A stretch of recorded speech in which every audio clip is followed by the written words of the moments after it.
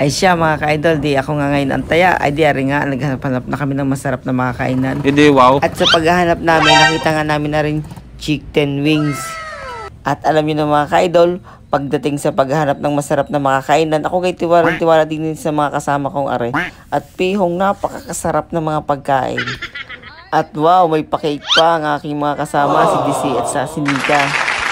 At nagulat pa nga ako, akala ko nga'y dalawang aking cake. Yung pala, para sa atin ni Nika yung isa. May natanggap pa rin naman akong cake kahit na late ng aking celebration ng birthday. Dahil bihira lang kami magkasabay ng rest day at busy kami sa trabaho. Hindi, wow. At syempre, magpapakabusog na naman kami. Susulitin na namin are. At mga ka-idol, gusto ko yung design ng restaurant are.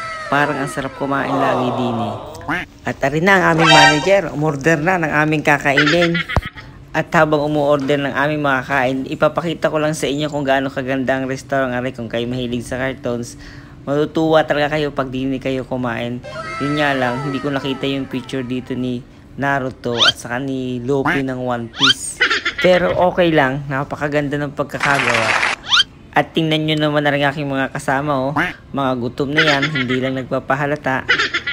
At yun, binigay na ang aming mainom habang nag-iintay ng aming mga in-order. At habang nag-iintay nga kami ng aming in-order, edi kami daw ikwentuhan muna. Siyempre, pagplanuhan ang sunod naming kakainan.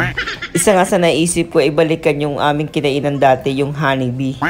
Pagkakasarap talaga ng pagkain doon. Isa talaga yun sa pinakamasarap para sa akin na dinayo naming kainan. At tingin naman na rin mga kasama ko, mukhang gutom na, parang ayaw lang magpahalata. Ay siya, rin na nga, dumating na ang aming mga in-order. At matitikman na namin ang masarap na chicken ng chicken wings. Itsura pala ang pihong matatakam ka na. Siguradong napakasarap na rin. Lalong nakakagutom tingnan. At matatakam ka talaga. Ay siya, kami din muna kanya-kanya. Wala munang pansin at kami parehas, gutom na gutom. So bago umpisa ng pagkain, ay siya, kanta daw muna ng happy birthday. Ako'y nahihiyat, ako naman hindi sanay ng garne.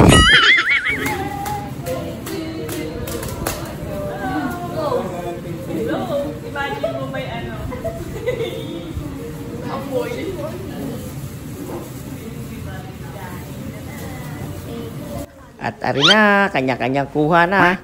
Kanya-kanya muna rin talaga. At wala munang pansinan at talagang gutom na kami. Wala munang diet are. At ako'y hangarin lang sa mga are. Kahit kailan na hindi pumalpak sa paghanap ng kainan. At totoo nga, napakasarap nga ng chicken din eh. At mapapasana all ka sa sarap. At babalik-balikan mo talaga.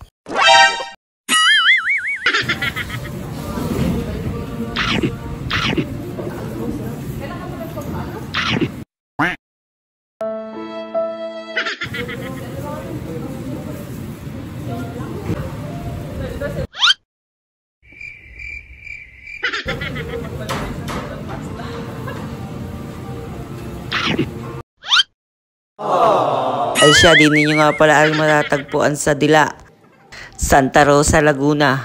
At aring dagdag ko rin lang ulit sa inyo. Kung gusto maging masaya, lagi ka magplano ng masasayang bagay para sa buhay mo.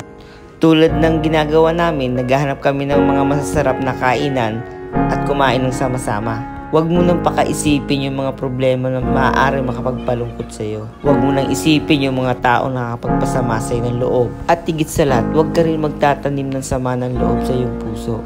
Kung may mga bagay ka man na nagawa noon na pagkakamali, kalimutan mo na yon. Sabi nga ng Diyos, ang mga nakalipas ay nakalipas na, kailanman ay hindi mo na may babalik. Ang mahalaga ay yung ngayon na maging masaya ka. Ay share lang may share ko sa inyo mga ka-idol.